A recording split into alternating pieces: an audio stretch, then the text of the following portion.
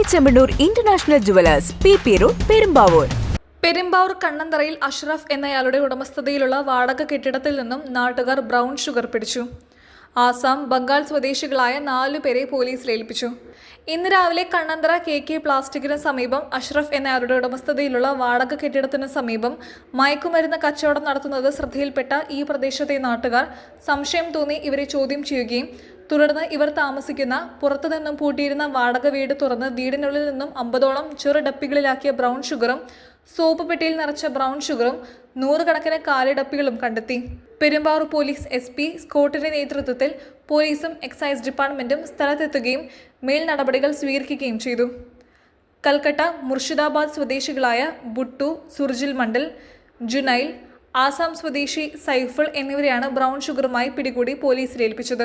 ഒരാഴ്ചയ്ക്കുള്ളിൽ ഈ പ്രദേശത്തെ രണ്ടാമത്തെ മയക്കുമരുന്ന് വേട്ടയാണ് ഇന്ന് നടന്നത്. News desk, കുച്ചിവട്ടം.